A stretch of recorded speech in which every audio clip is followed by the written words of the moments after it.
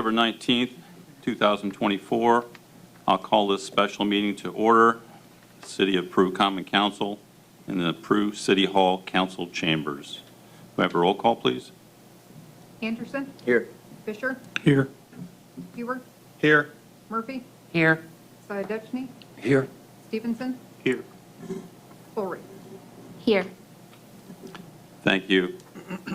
Ordinance 16-2024 was tabled at our regular meeting on September 2nd. I do need a motion to remove this ordinance from the table. I make a motion we remove this ordinance from the table. Second. Roll call. Anderson? Yes. Fisher? Yes. Huber? Yes. Murphy? Yes. Syedechny? Yes. Stevenson? Yes. Ulrich? Yes. Ordinance 16-2024 is an ordinance to rezone in the city of Peru 2 parcels of land commonly known as 364 North Duke Street. We had a lot of discussion at the last meeting. It is open for the council to ask more questions if you have any.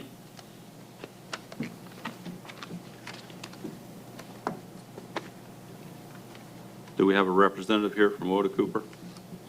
Yes. Would you like to come on up, please?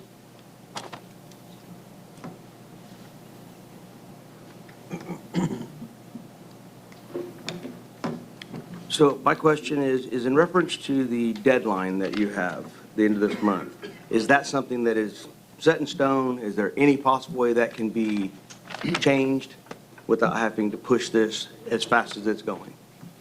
No, that is the requirements of ICDHC. We submitted our application in August, saying that we would go after a zoning change, and they only allow us 2 months to get that zoning change, so the deadline is September 30th of this month.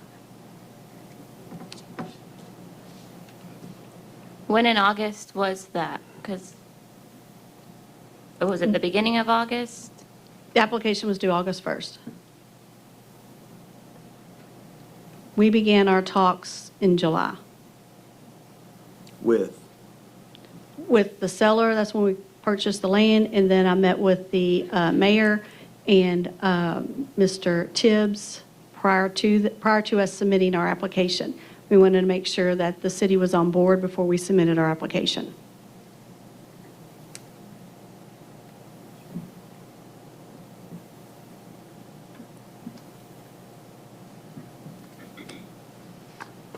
Can you explain more about why 7 out of the 16 of your Indiana properties are up for sale?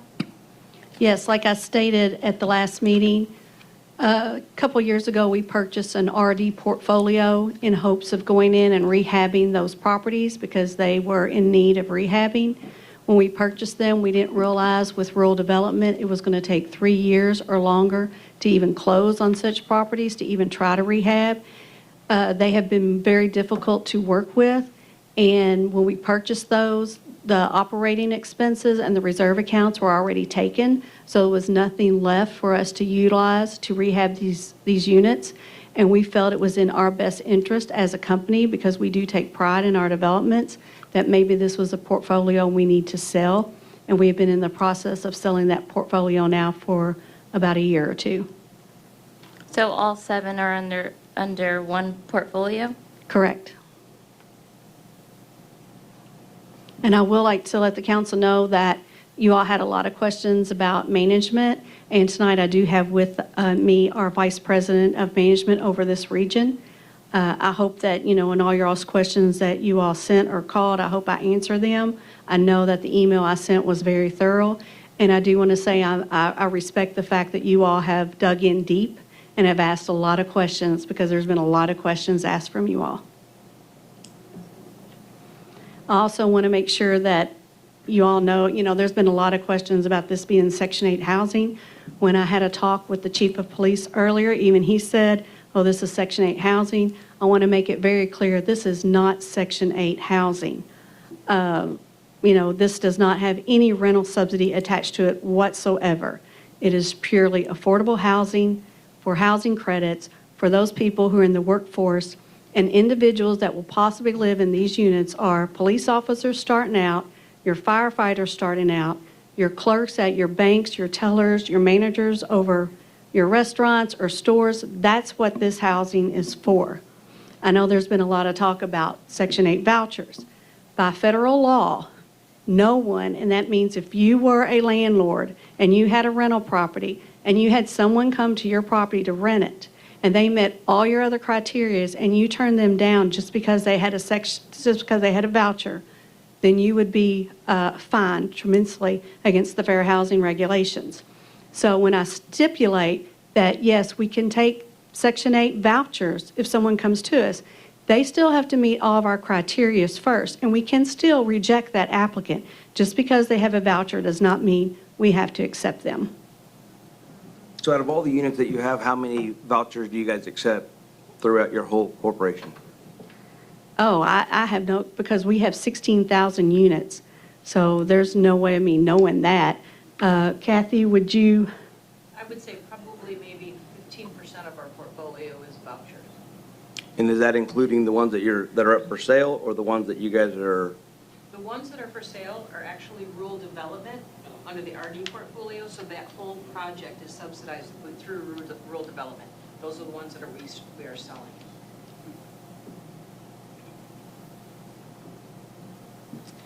When you spoke with the utilities, did you speak with them regarding the drainage and, okay, because I know there were some citizens with some concerns about that, as well as the sewer? Yes, we spoke to both stormwater and the water, and none of them had any issues whatsoever with our development coming in here. And I don't know if any of them are here tonight about that issue that want to speak. I know you all was very wanting us to speak to the police and the fire department, and we did that. The fire department had no issues with our site plan. They realized that our site plan is drawn so a fire truck can get in and out maneuver. I spoke with the chief of police tonight, and he said that he had no issues whatsoever, seeing this development coming in, that he doesn't see any more calls on any of the other properties as he would anywhere else. So, we have done everything that you all have asked, and I think I've given you all a lot more information than you even requested based upon some of y'all's questions.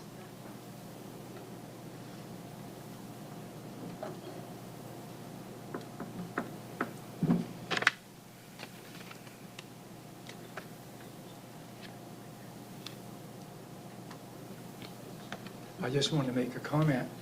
I read through your lease agreement. I was impressed with your lease agreement. Thank you. I really was. I mean, you covered it detailed. I'm a landlord, but that was really detailed. We take pride in our management team, and we take pride in our developments. And that's why we want to make sure our lease and all of our rules and regulations are covered. I know there's been an issue about security. We will have security cameras on site. And if we need to have a police officer move into one of these units, we can rent a unit to a police officer. We have no problems with doing any of that. And I don't know if Kathy wants to expand a little bit more about our security measures, but, if someone's breaking the rules, they're out of there. We do not tolerate drug trafficking. We do not tolerate drug usage. We do monthly inspections on the units to make sure that no one has moved in. Our cameras are throughout the property. Our management team monitors those cameras, and they can see the whereabouts of people coming and going at all times. And I wanted to add, I drove through that whole area on Longview, and I think it's really cool. It's nice, it's well-developed, trees, and I'm thinking, well, why not? If you can develop it like that, your professional team, and I said, what a wonderful opportunity for people maybe to come together, to welcome, to work as a community, to see our community grow. When we designed it, we took all that in consideration, the neighbors on both sides, and that's why we have that canopy of trees. And again, we are not touching any of the trees on the other 6 acres. We want our development to be kind of secluded as well, and that's for security reasons also. I would hate to think that there are 38 people that live in this community that need affordable housing that's not available. There are places to rent in Peru, but a lot of people can't afford to rent them. They can't afford to buy a house. They don't have the down payment it takes to buy a house. And people need places to live, you know? If my daughter was in a situation, she had a child and had a part-time job and needed a place to live, I would hope that she would be able to find a good place to live and not have to just, you know, I think that it would not be fair of us to take away the option for 38 people to have a place to live in Peru that needs a place to live. When we did our market study, this is just based upon one development here in Peru. They currently have 157 individuals on their waiting list that's needing housing. So we know that we will lease these units up very quickly. You know, and I know there's a concern that, I think there's been some social media babble going on, and there's a concern that there's going to be traffic from bigger cities flooding in here. I know that's a possibility, but again, on that unlikely possibility, I'd hate to take it away from the people that are here that would deserve and need that opportunity. I can assure you, we're not going to be busing anybody into your community. When we are under construction, we will have a sign put up for them to contact our management team, and it'll be individuals driving by that see that sign that'll want to fill out an application to get on the waiting list. Right. How does that process work? Is it a first come, first serve? Or like if everybody met the same requirements, like how does that all work? Kathy, would you? Yes. And I know you answered a lot of these, but for the public has not read all these to be able to hear Right. those No, answers. that's why I brought Kathy with me. Thank you. I'm Kathy Osterman. I'm Regional Vice President of Management. This part is my portfolio. And you asked the question, how does that work? What happens is people come off the street and they are interested in renting with us. We make sure that they income qualify because we don't take people who have no income unless they come with a voucher. So they have to be in the workforce.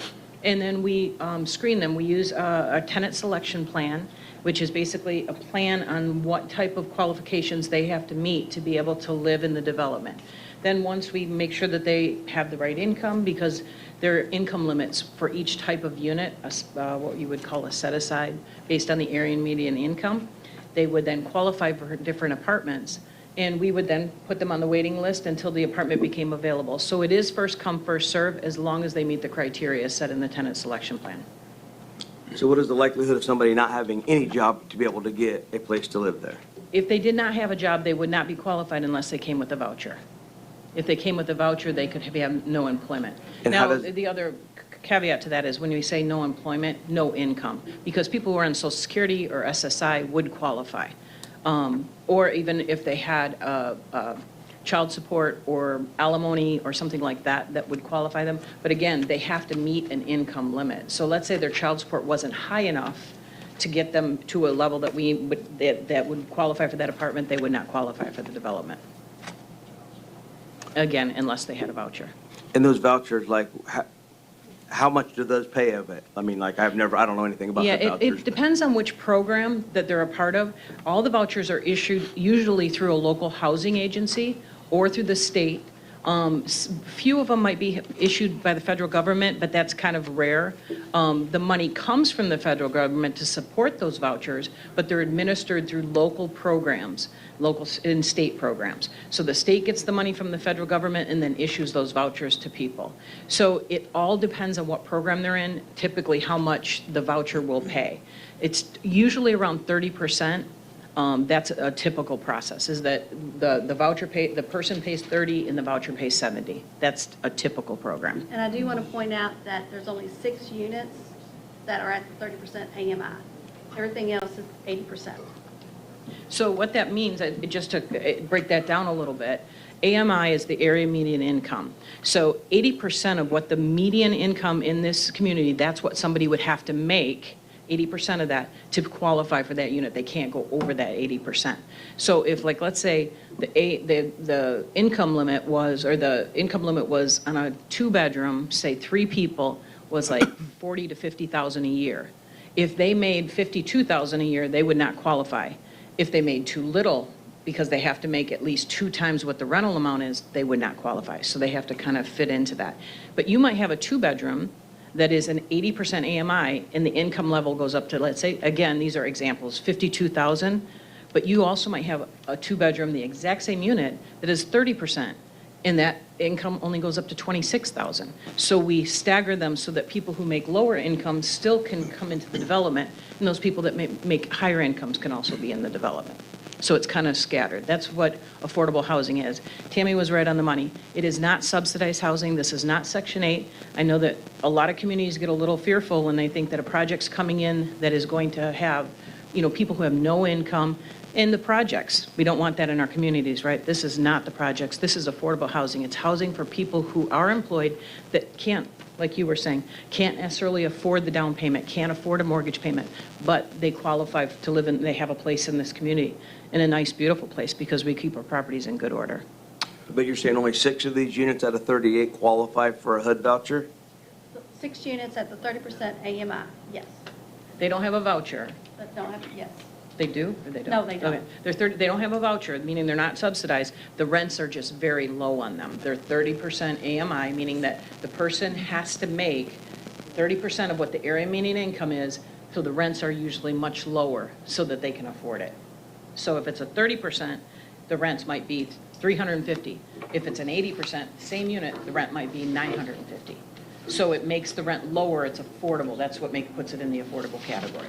And that's what we call mixed use And also. correct me if I'm wrong, I thought in the materials I read about the 30% and the 80%, but I also thought I read somewhere where 7 units were set aside for people under the 50%.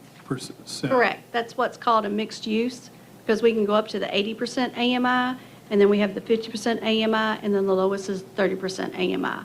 And like I was saying at the last meeting, that 30% is usually your single mothers, or like Kathy said, it can be a senior who's on retirement or Social Security or something like that, that their income isn't high enough for them to live in a market rate development. So that's why we have the various different AMIs in this, and that's why it's called a mixed use. So tell me again, how many units qualify for a HUD voucher? Because kind of like, Any unit that's on the property would qualify for a HUD voucher. If they brought the voucher to us from the state, the local housing agency, they would qualify, if the voucher qualifies for our programming. So like as an example, let's say the voucher comes to us, and the subsidy portion of that is they will pay $600 on that voucher. Our rent on that unit is $750. We would not accept that voucher because it doesn't meet our rent threshold. But if it does meet our threshold, and they say, okay, we'll pay $750 or $800, we would go ahead and charge them the $750, and then that voucher would qualify. So it would all depend, but 100% of the units potentially could be, I've never seen that at any development. Normally when we have a development like this, we'll get maybe 3 people that come to us with vouchers. Like I said, about 15%. And those vouchers, I mean, I don't want to, I want to make sure that everybody's clear. Those vouchers are for everybody. That's not just low income. That's not just people who are needs. It could be senior citizens who are on a fixed income that don't have a pension and all they live on is Social Security, and their Social Security's low because it may be survivorship benefits or something like that. So it's not just single moms or anything like that. It could be anybody that has a voucher. It's whoever qualified under that housing program that is administered by the state or by the local housing agency. but they don't all have to have a job. They just have to have some sort of income, whether it's Yeah. income from the government and Social Security or child support.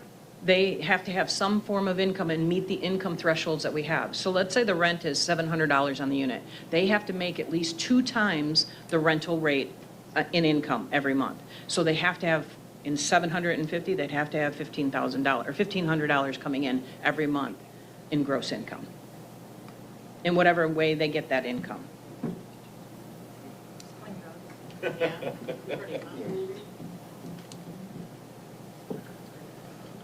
But it So doesn't, the, like the 2-bedroom, the 3 2-bedroom, that's only $340 a month, they would only need to be bringing in $680 of income a month? correct.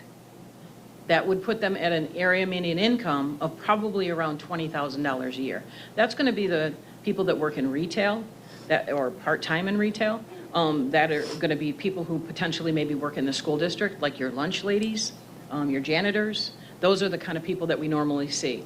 Also, you could have, like Tammy was saying, you could have police officers that are in the academy and they have a small stipend, and that would qualify them. So it's those units are reserved for people who have the lower income, but they do have income.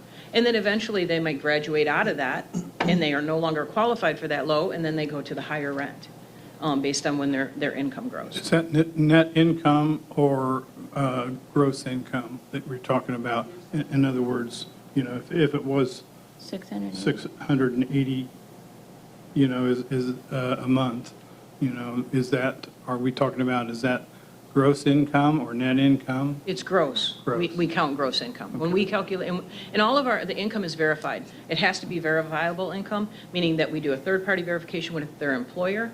We do it with Social Security. We do it with child support, with friend of the court, whoever might be their income is coming from.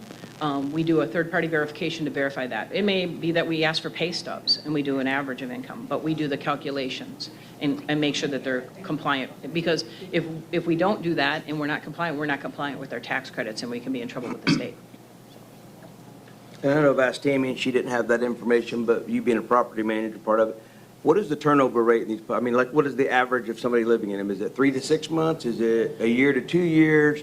It's long-term. Yeah, it's long-term. It depends on usually age. If I were to take my portfolio across the board, and I would say probably we have more turnover probably below 30 than what we would, above 50. So that kind of above 50 will stay forever.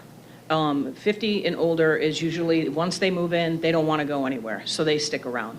The 20-year-olds are a little more transient because they might, maybe it's a single mom and she ends up in a relationship and she's going to move in with somebody else or whatever it might be. But the 30 to 50 range, I would say probably like 2 years, that's typical. It's required when they sign a lease that they stay for 1 year, and after that 1 year, it becomes a month-to-month after that. So if they choose to leave after that 1 year, they can leave. But like for the 20 to 30-year-olds, like breaking those leases, is that a common thing, or? I don't say it's a common thing. I would say usually we'll, on a 38 unit development, we would probably go through maybe 1 unit a month that we would turn, maybe. That's about 12 a year. That's about right.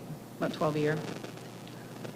If that. It all depends. Our goal as management is obviously to get to 100% and stay 100% forever. That's our goal. But people's lives change, and it could be that somebody lost their job and now they don't have income, so they don't qualify any longer. So it all depends on circumstance. But I would say an average, maybe 1, 2 a month at the most in a smaller development like 38 units. I think someone had a question. We already have 5 different units that have this same scenario. And you're saying, Excuse me. We're going to let the council finish their questions, and we'll open up for public comment. Okay, if you could just hold for a few minutes. Thank you. Sorry, that was my fault. Okay. I digress from what we're doing here, but, this is my district, and so I have concerns about the in and out of that development. Hanson's, they have a beautiful property there. It's run along the north edge of their property to, come out to Duke Street. I know it was mentioned, well, maybe we can bring it out to, 14th Street. Then we've got our Longview folks that, are going to be, upset about that. There's about 4 houses into Oak Street. There's a property owned by Zach Black and Matt Chilcutt, who owns this property, and it's an empty lot. I guess you could bring it out there too, but then you're going to alienate folks on Oak Street. But it just concerns me, especially when construction begins. I know that might be short-lived, but still bringing in heavy equipment and coming in and out of there, that's a big, and Hanson's, I hear, I've been by your property many times. I know, I'm not ignoring you. That's a big concern for me, for you, and I know it's a concern for me too. And I have friends in Longview, I know a couple people in Oak Street. Whatever way you go, it's going to be a tough call. But I'm concerned about that. And I just want to make that point known. Just to clarify your concern, you're concerned about having an apartment complex in the middle of the I'm cons- residential area? And I'm in the concerned street? about the entrance, exit entrance coming out away from that apartment complex, where it's going at. It's going between two houses. If you go out to Duke Street, if you by chance would go out to Oak Street, it's going between two homes there. If you go to the north side to 14th Street, it's not coming out between homes, but there's homes across the street there. Wherever you go, you've got housing, residential housing around that, and that's a big concern. And I just wanted to voice that, and that I am aware of that, and want you to be aware of it too. Yeah, and like I said, we took all that in consideration when we did our design, and we felt that coming off of Duke was the least amount of enforcing additional traffic on the neighbors on 14th Street or Oak. We will make sure that we have plantings along the entrance there. Someone made a comment about a retaining wall. Well, a retaining wall, for one, it would be a safety issue for residents trying to get out of there, and it would be an eyesore, but we will put plantings there so that the driveway has got plantings all up and down the entrance. So, and like I said, if council prefer us move it over to 14th Street, we can change that design and move it to 14th Street, but you're still going to have the same issues with residents, so we thought the least impact would be there off of Duke. For everybody but us.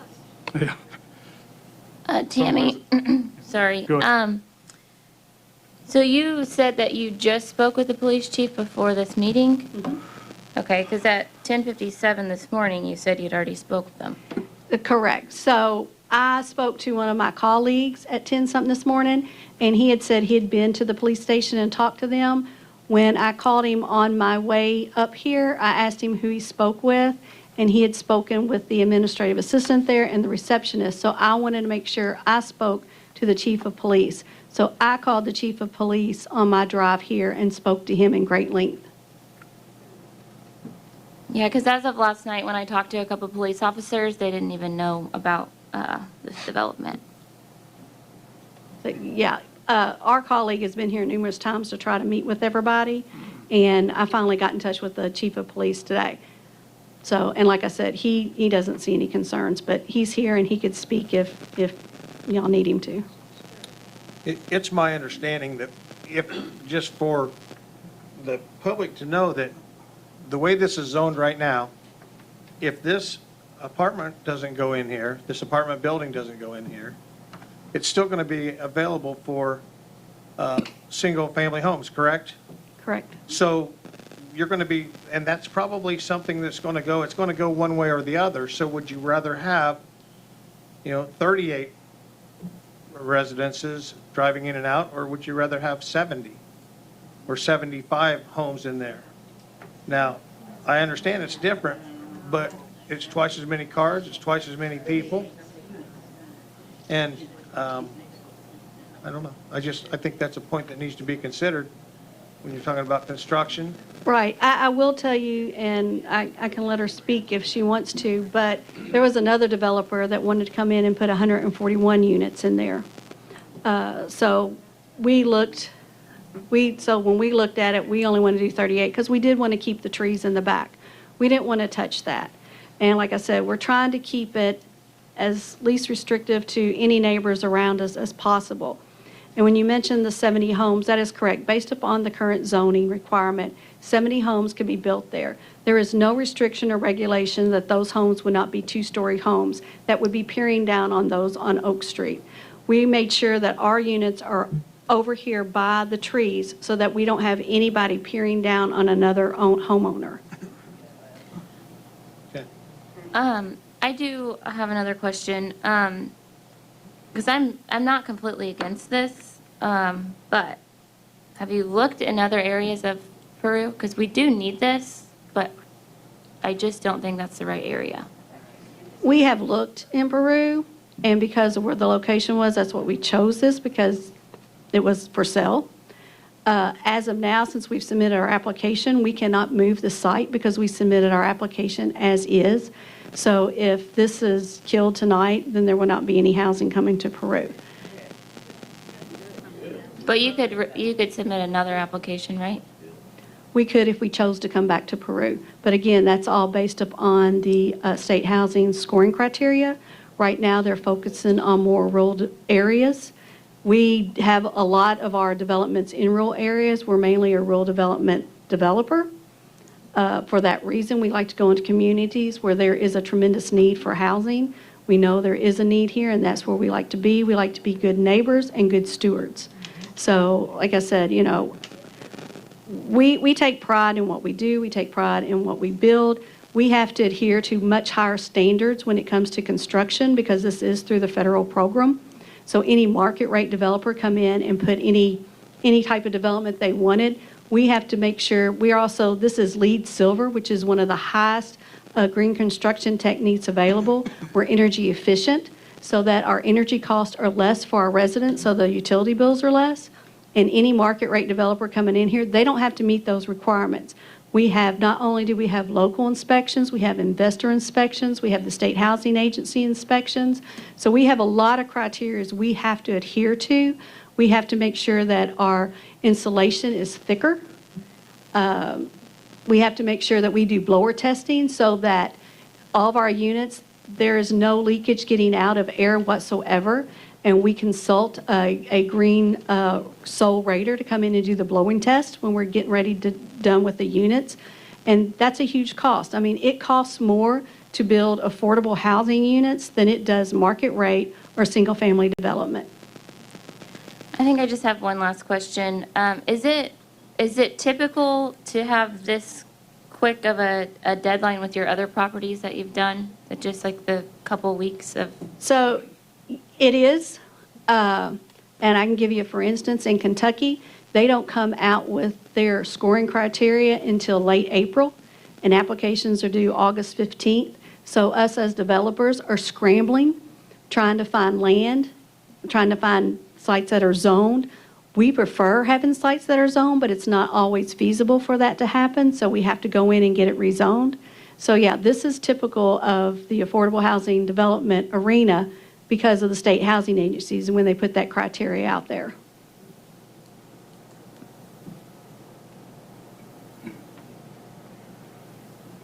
Tammy, you'd mentioned that you require the potential tenants to sign a one-year lease? Correct. Right? Okay, I would be interested to know, but let's say within that, okay, they sign the one-year lease. Okay, but if you find that they've performed 3 violations, they can still be evicted, right? Correct. So we have a lease infraction process where we actually issue formal lease infractions. So if there's a violation of the lease, we issue the infraction. If they get 3 or repeated violations for the same thing, there could be minor things like, let's say they, played their music loud once, and then there was that they left their trash outside. It might end up being that we give them a little bit of time to fix it, especially if there might be some, let's say it's a senior that has some mobility limitations, and we don't want to necessarily evict them. So we'll try and work with them, but yes, if they violate the lease 3 times, it's in the lease that we can move to eviction at that point. Yeah, okay, thank you.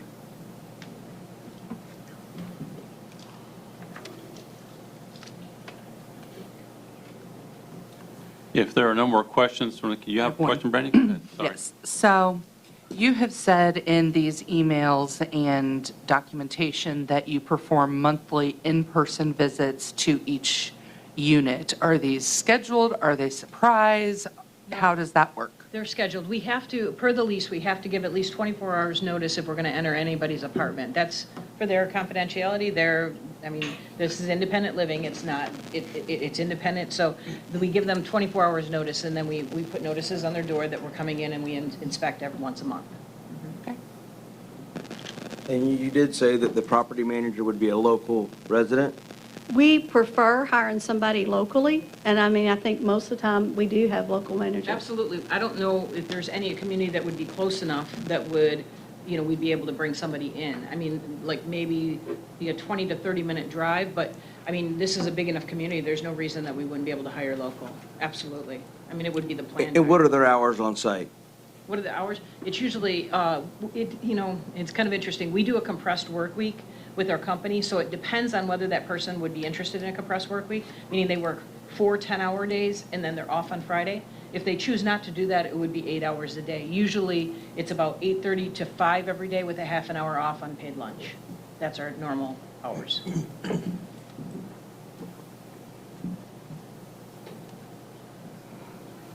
Any more questions from the council? If not, I will move to offer us comments from the audience. At our last meeting, we did approve an ordinance for decorum in these meetings. If you wish to speak, we ask that you raise your hand. You'll be called upon. Come to the podium, state your name, and we'd like you to limit your comments to 5 minutes. There's one gentleman right here with you. Yes, please come up. You can come up now and, oh. Yeah. If you do that for me? You want me to speak? Yes, I do. Because all the questions are the same, I think. Okay.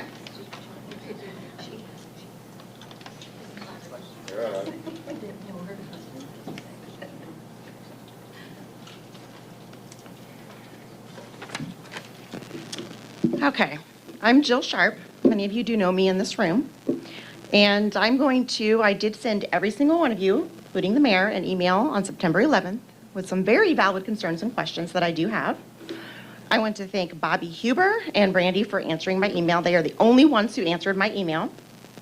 Which brings me to another concern on top of this and this rezoning that we have going on. I am also within the 2-mile jurisdiction. And because I don't have representation here right now, give it back to the county.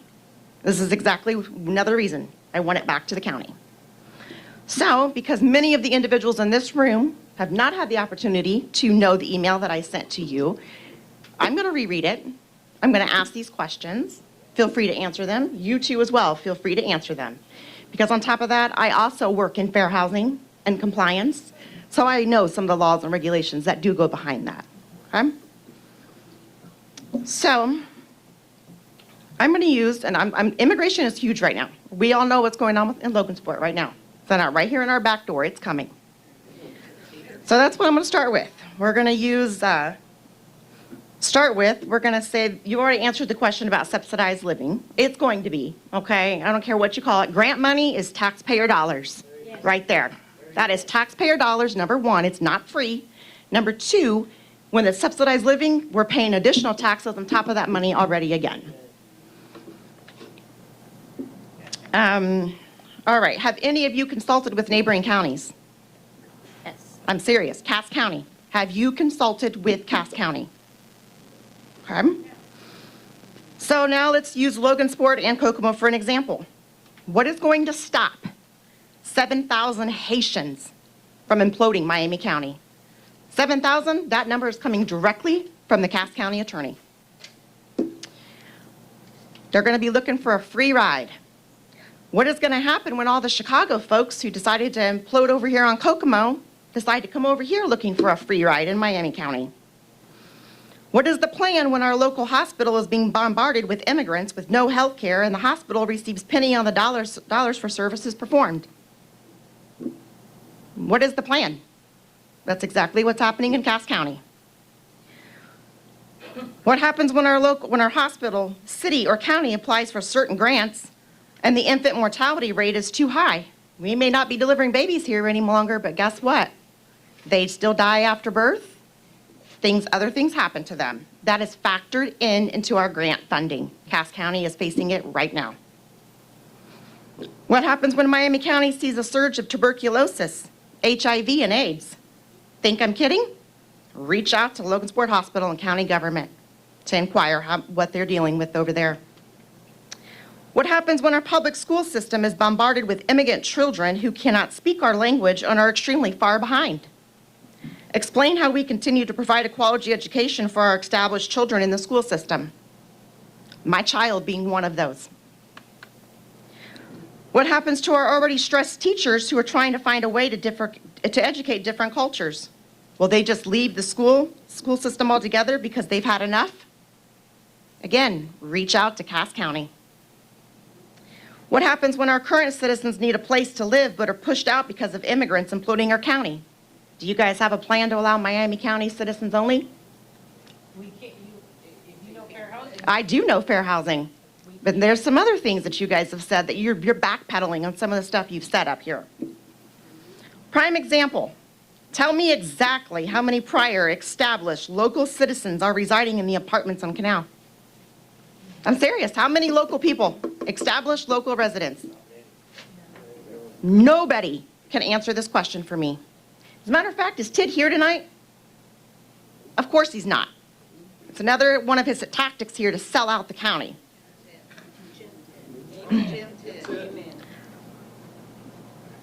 So, let's see here. So yeah, what are we doing? What are we doing to our local folks? What are we subjecting them to?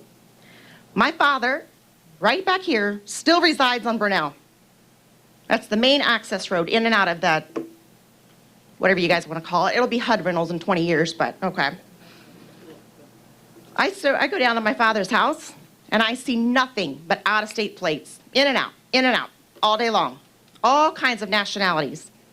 We have a state trooper who resides down there. He's not a trooper, he's an inspection officer. His home's on the market. He can't stand it any longer. And I don't ever want to hear discrimination, ever, because that is not the issue here. I have relatives who are immigrants from other countries. However, they came to this country through the due process. There is a reason the United States Department of Treasury OFAC division has thousands upon thousands of sanctions against various people, businesses, and countries. It's because individuals from those countries pose a significant threat to the overall security and economic stability of the United States and United Nations. It's common sense and instinct. How will the local citizens of Miami County and the city of Peru be protected when the surge is about to implode on us? How will our law enforcement be supported during this surge? Have we even thought about how to combat a potential increase in crime? I could share situations with each of you right now that would make you think really hard and twice about what we're going to bring into this county. Okay? Not only do I work in compliance, I investigate financial crime. I could go on at this point. But another example, let's circle back to Arrowhead Apartments, Eagles Point. It's on record in a commissioners meeting of them needing a full-time officer there. I know Arrowhead has undercover officers there. It's not all about the money, okay? Dig deep and think. I know this grant money, we have 2 months to respond. Again, taxpayer dollars being used against us. And if the intent is to spend this affordable housing to accommodate single mothers or other certain classes, again, that goes back to fair housing laws. Miami County and the city of Peru need to grow the job industry with good paying jobs first. Then we look at housing and how we want our city represented. I've already shared with you guys the SNPs and the email that came directly from government sites. One being right straight from the United States Citizenship and Immigration Services, stating our own government is bringing 30,000 individuals from Haiti, Nicaragua, Venezuela, and Cuba directly into the United States. The same people, you go to the Department of Travel's website, there's a big old thing right there in red on their website warning United States citizens to not travel to Haiti. But let's bring them on in. Let's subject us to this. Again, I'm going to go back to consequences here, okay? CDC, choices, decisions, consequences. Everything we do in life has a consequence, okay? It's unfortunate some people had a bad upbringing, whatever it may be, they've been addicted to drugs, whatever else. It's not taxpayers' problem. And I'm sick and tired of it being taxpayers' problem because they can't find a good job because of their history that's put them out there in the streets. Not my problem. You know, my dad raised me to keep my head on straight. Got a good job. I do good for myself. Never once have I received a penny from the government. I don't get it shelled out. These people coming to our country are being paid more in our tax dollars than our people on Social Security are being paid. That is not okay. So no, Ma'am, I absolutely will ma'am. not support this. I've allowed you 10 minutes. I asked that everybody keep it to 5. I don't think it was 10, but okay, I'm done. I've given you made my 10. point. Thank you. Thank you, Jill. Do we have anybody else in the audience that would like to speak? Anybody else in the audience that would like to speak? Please come forward. We got 2 here. Oh, sorry. All right, you're next.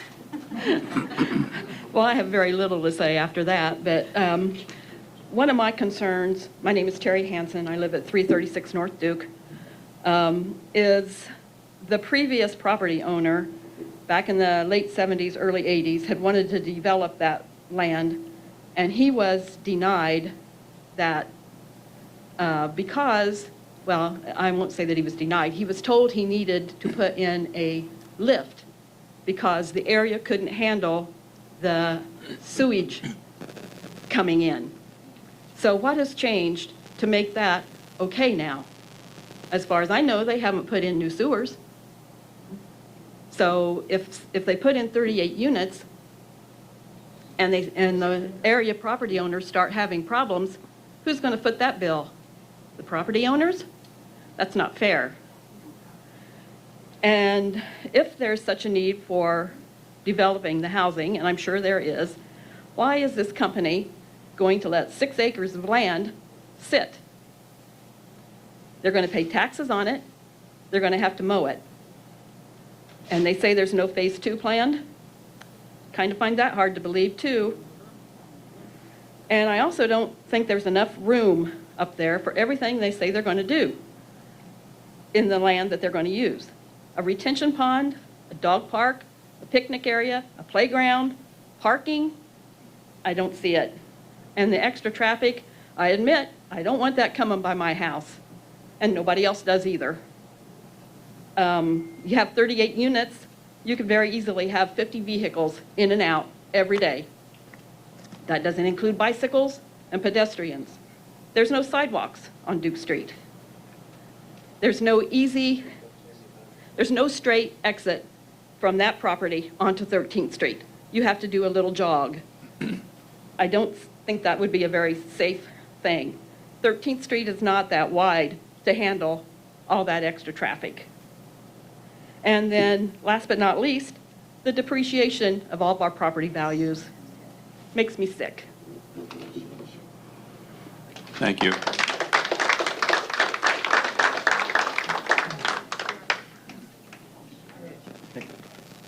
I'm Jeremy Leggett, and I also live in the 2-mile boundary. And I've spent a lot of time in the last couple months going around speaking to county residents everywhere from Charlotte to Mexico to Denver and even in Peru itself. And one thing that I've noticed is that there is a need for affordable housing around here. And being a lower income community, that's undeniable that we do need help.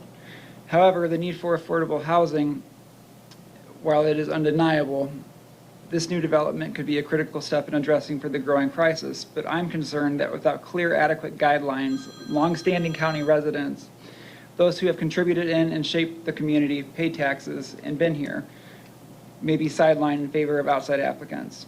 To prevent this, we must advocate for transparent allocation policies that prioritize established Miami County residents first.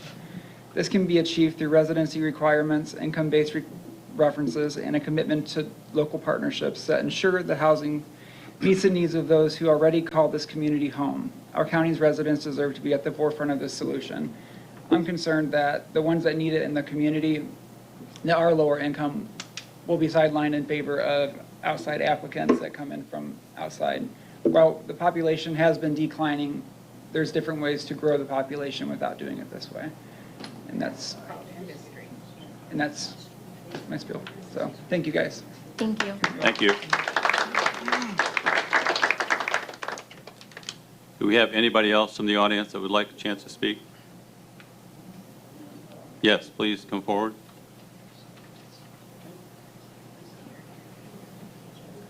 I'm Mike Marburger. My wife, we've been out of this situation of my wife, but we're adjacent landowners. We're concerned. I'd like to see Peru grow. Always have wanted to see Peru grow. But I also think there's devaluation in our side of it. But I also want you to be aware that we have problems with people coming on. I'm in the agricultural side of it. We have problems with people coming onto our property and destroying property and stealing property. And we just want to know that, you know, in this situation, it doesn't look very prosperous for us. But I understand that, you know, yes, it'd be great to develop Peru, but me personally, I'd rather see fewer homes than apartments, because I just know the clientele that will come with. Good point. Thank you. Yes, please come up.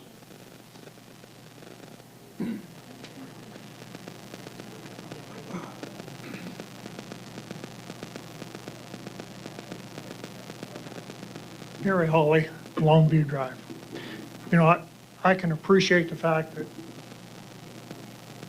they have really done a pretty good presentation.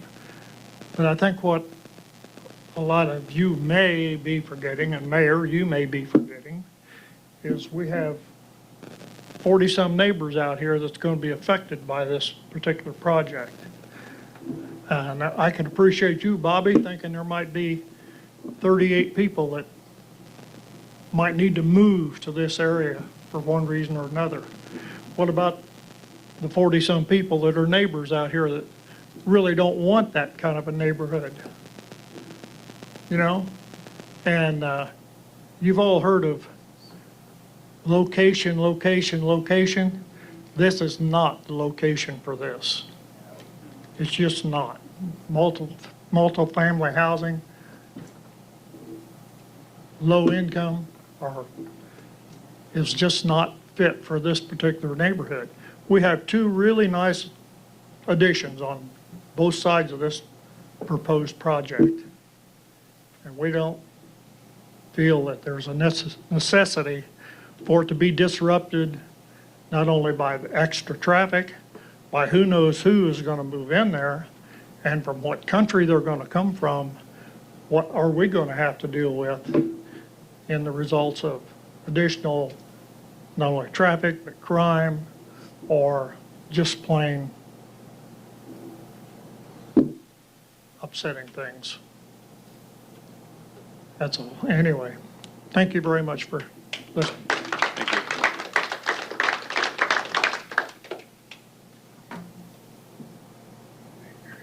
Yeah, I see something. Yes, please come up. Hi, I'm Valerie Hires. I live at 523 Oak Street. And I've tried to be very open-minded about this. I came to the zoning meeting and I was at the last council meeting. And I think they did a great presentation with their proposal. My concern, and Bobby, I was one of those ones on social media because I am concerned about the traffic, the children in the area and the sidewalks. I think you said that if this was passed and you get your grant money, that it would start as early as November. Is that correct? No. When would it start, the bill? First of all, this is not grant money. Okay. We don't have any grant money coming into this development. When you get your money, when you get your money from the state. We would find out in November. Okay. We have to go through a process of permitting, meeting with local jurisdiction. More than likely, this project would not start construction until August of 2025. Okay, and it would take approximately 14 months. a year, yeah, around a year, is what you said. So I just am concerned about the traffic, the semis that are going to be coming, the dump trucks, all of that. But you were talking about the one homes where the single moms, the 350. and the rent would never be raised on them, correct? Even if they got a better job, they went to school, they got a college degree, their rent's never going to. The rent would not be raised based upon their income. But as we go through the years, rent would be increased based upon operational expenses. Okay. But it's not raised because their income increases. Okay. So within, it's Miami County, what happens is they set what the rent limits are based on what their median income or that percent we talked about on each unit. So they set that, Miami County does, and we can't go above that. So the rents stay what Miami determines is affordable. Okay, so that single mom that moves in with her 2 children, thinking that she's going to be paying $350, can actually end up making, or paying $850 or $950 eventually. It only goes up by what Miami County allows us to raise them. So let's say she moved in at $350. Typically, the increase is anywhere from, I'd say 5% up to 8%. That's typical, the rates. I mean, sometimes if you come in kind of low, if the county determines the area median income has gone up, the rents might go up a little bit more, maybe like 10 to 11%. But I've never seen anything go over 12% ever.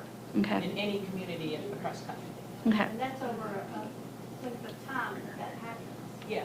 So every year what will happen is, just like a normal rental environment, the rent would go up based on what the county tells us is that cap that we can charge for that area median income percentage. Okay. And last council meeting, you said you had apartments in Kokomo. And I know the mayor traveled to Noblesville and looked at the apartments there. But don't you also have apartment complexes in Logansport and Converse as well? Those are part of the rural development portfolio that we're selling, Okay. or that have been sold. I don't know where those 2 properties are. We're expecting that to close in December.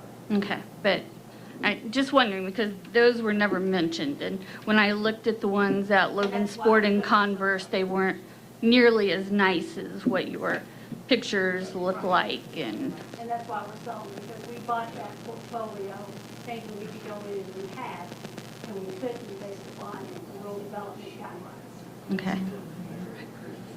So what's to say that you won't end up selling this?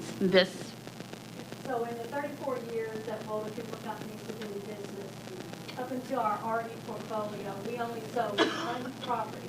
And that was because our partner that was in the property, in the development, we felt it was in our best interest to sell our portion because of that partner. Again, the only reason why we're selling our RV portfolio is for the reasons I have stipulated, because we can't go in and rehab and bring these units up to par. So we don't want those developments on our books, because we take pride in our developments and what we do. And we've also referred to this as apartments. These are townhomes, 2-story townhomes. And they look very beautiful on your poster. I'm not denying that at all. No common hallways or anything like that. It's individual walk-up 2-story townhomes. Okay. May I ask, you're not using all the acreage that you purchased, and you said you would not develop the other acreage. Would you sell it? Sure, if someone wants to buy it, we'll be Okay. happy to sell it. We'll plat it separately and sell it. Okay. But then someone else may come in, put Yep. something in there, but. But that's what you haven't said, that No, I you mean, if could, someone wants to that buy you it, could we're sell not it. putting it on the market or anything. We plan to keep it. When someone's talking about the mowing, we have no reason to sell it. We would want to keep the trees there. Right, but you can sell it. Well, yeah, anybody can sell Yeah. anything, but we have no Okay. desire to sell it. All We right. have a lot of property that we own throughout our portfolio that we've had for many, many years that we've never sold. Yeah, you've just made it sound very perfect, you know. And I don't think everything is, still black and white. No, it's But not. thank you And for like your I said, time. We've tried to be very open and honest with everything, all of our answers and everything we've said. And If the right questions are asked to you. correct. If the right questions are asked.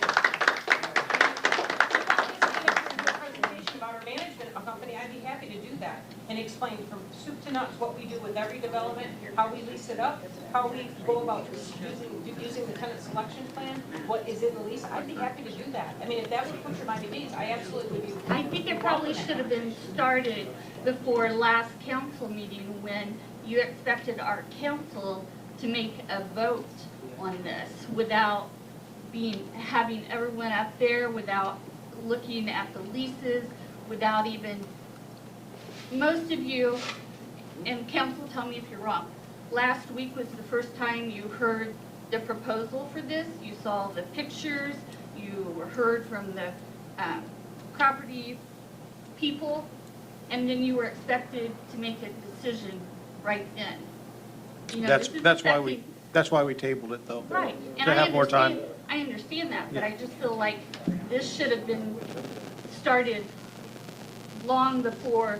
She keeps saying, if we don't get the funding by September 27th or whatever, then it's a done deal. Well, maybe it should have been started sooner, or maybe the mayor, and when the mayor traveled to Noblesville, maybe he should have met with all of you afterwards and said, hey, this is something that I'm looking at, you know, I want you to know about it. I don't feel like something that's going to affect our neighborhood, our community, should be made so quickly. Can I speak again? I'm next. Okay. Sure, you can come on up one more Do I time. have to go up please. there again? Yes, please.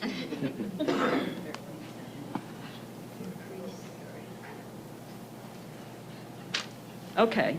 The construction and subsequent development of the entrance road and buildings will constitute a disturbance and infringe on everybody's surrounding that property, their right to quiet enjoyment of their property. And now you say it's going to take 14 months? So for 14 months, we have to listen to construction and deal with the noise and the dirt? Are you going to put up any kind of barriers for noise and dirt during this time? We will have construction screening up based upon what local regulations and guidelines dictate. Okay.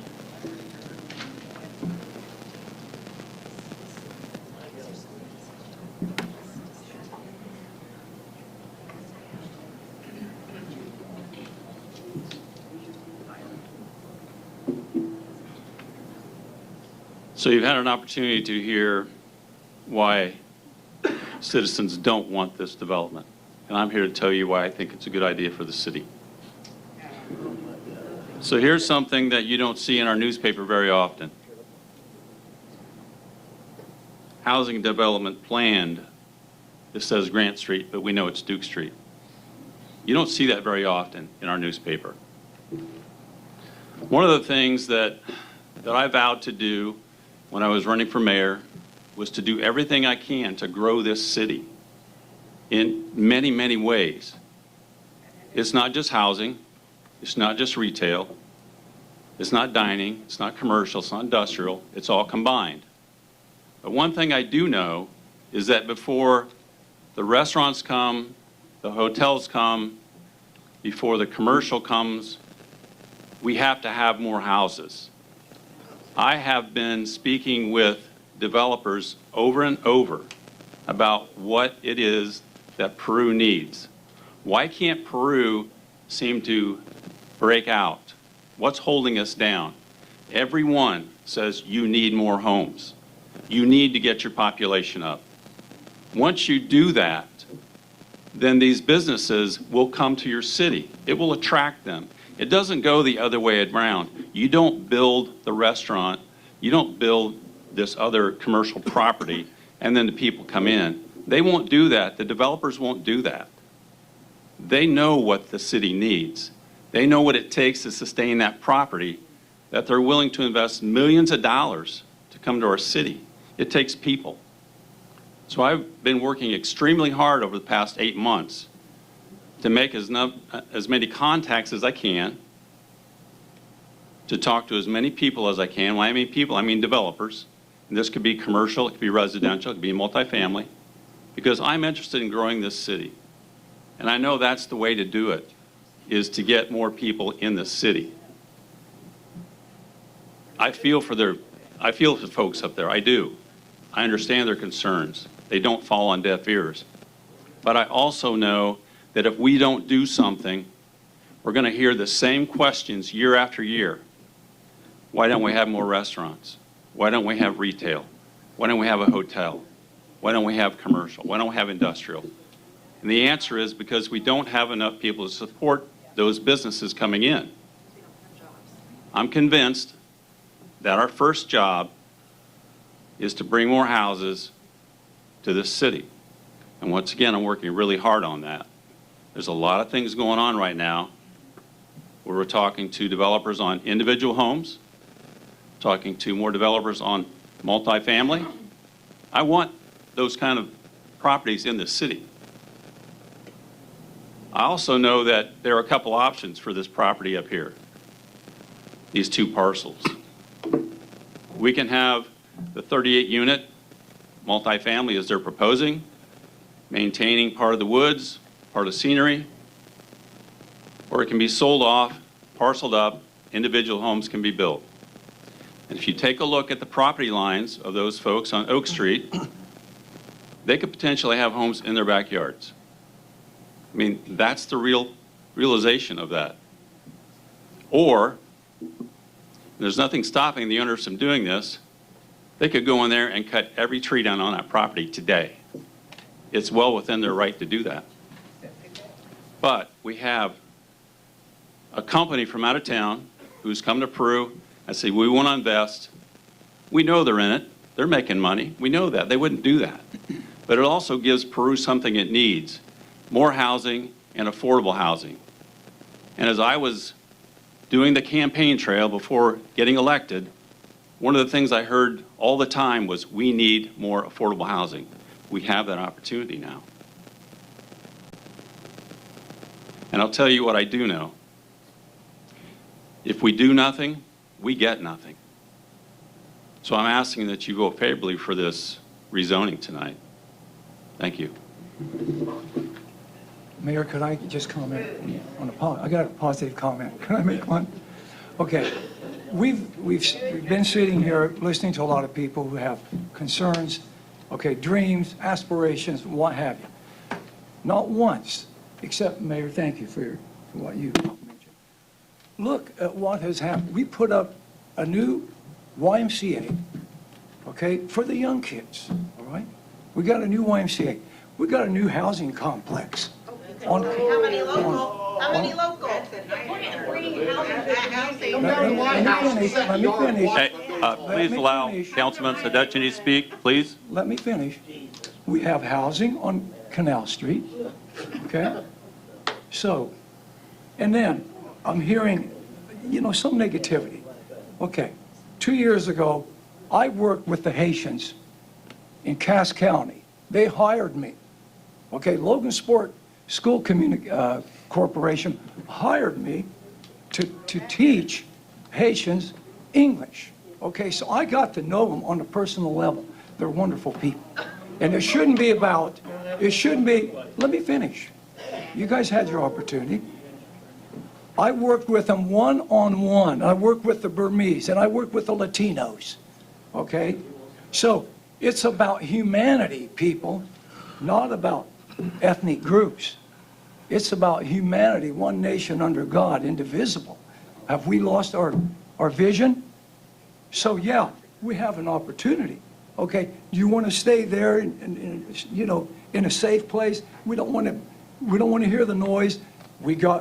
Somehow we got through the housing complex over here, and we're getting through the machinery on Forest Street, okay, helping the city. All right, so a lot of good things have happened in Peru. No, we're not a perfect society, but here's the challenge. Okay, so if the Haitians come, you know what? Let's hire people that can teach them English. I was there. I did it for a whole year. I work with them one-on-one. And they're willing to learn the language. Are we willing to learn Haitian Creole? Nope. This is America. So, Yeah, move to Haiti. no, I don't need to move to Haiti. I'm an American citizen. I'm Okay, staying thank here. you, thank you all for the comment. I will not let the council chambers. I'd like to counter you, Mr. Mayor. You have already a chance to speak. I have spoken, and so has other people. And I'd like to count it. Sir, I've allowed public comment. I'm giving him my 5 minutes. Public comment is over. Please understand that this is a, yes, it is. Yes, it is. Understand that this is a public meeting, but it is not a meeting for the public. How much are you getting paid? Your right to speak is a privilege. It's not something we're required to give. This is a public We meeting. need a privilege, we got rights. I know you do. And I've given you your right to speak. Now, I'm trying to control the meeting, sir. That's what I'm trying to do. It's not going to get out of control. I promise you it won't, or we'll have people removed. We'll control this meeting. Well, control it, let me speak. Okay, you've already spoken. He's got my 5 minutes. Yes, Brandy. I would like to hear from Chief Feller, his thoughts. Pardon me? The chief of police. Come live in our neighborhood. Is there a particular question you'd like to ask? So our original information was that you had already been spoken with, and then you were just spoken with today, and they indicated you had no issues with the project, and I would like to confirm that. So that's a rather loaded question, I think. I don't recall that being my exact verbiage, that I have no problems with it. If everything that they're presenting at this point, from a crime standpoint, on our end of it, we already police that area. We already police other areas where we have housing developments to include HUD and Section 8. We know how to do our jobs. And whether this development goes in or does not go in, we will continue to do our jobs. And we will police that area if it's there appropriately. And that's the majority of what we spoke about, was what security measures they were willing to take. I did discuss, as I think Ms. Sharp mentioned Arrowhead Estates. We talked about that because some of the information that was in there was not correct. And that it's not an undercover officer. It's just an off-duty state trooper. It's a variety of state troopers that work up there. So they have taken appropriate security measures up there.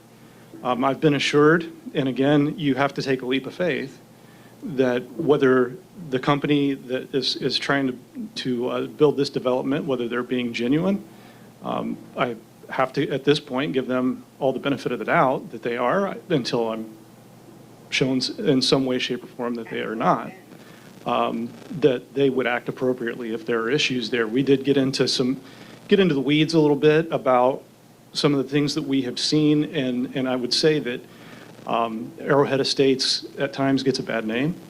At one point in time, we were making daily runs, and when I started at this department 22 years ago, Arrowhead Estates was an entirely different place. I looked just in the last 24 hours just to see if we had any runs to Arrowhead Estates, and we don't. And we were making multiple runs there every day. Some management changes took place up there. They've done a nice job with trying to clean it up, and I think that they have, by and large. It's still going to have problems no matter what. We have the development that's down on West Canal Street. We've responded to calls for service there. I can tell you that we are going to respond to calls for service there. We respond to calls for service. I think last year, roughly 15,000 calls for service in the city of Peru that we responded to. So we are going to respond to calls for service in every neighborhood. No one is immune from that. Somebody is going to need our service at some point in time.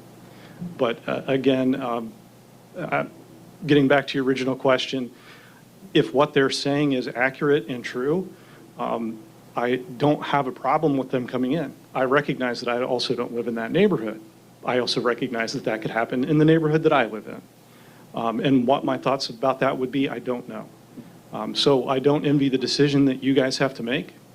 I recognize that it is not an easy decision, and the people who are sitting here are affected in some way, shape, or form, no matter what side of the coin that you happen to find yourself on. So I don't envy that decision at all. But my response to you is, whether this goes in or does not go in, we will continue to do our jobs no matter what. Thank you. Thank you.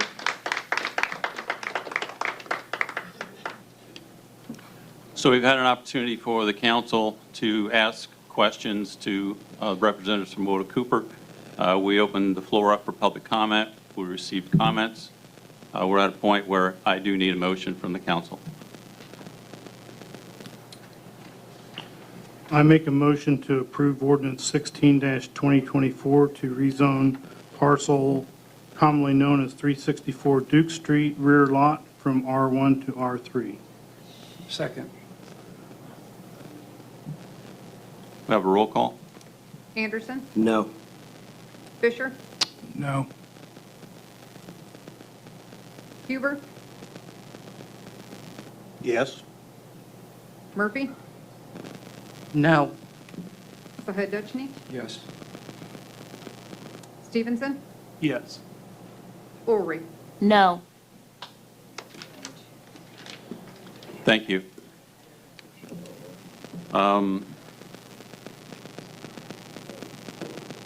Seeing nothing further, it appears that the ordinance 16-2024 has been denied.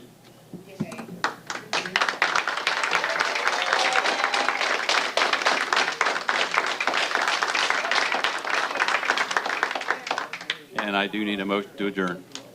I make a motion to adjourn. Second. This meeting's adjourned.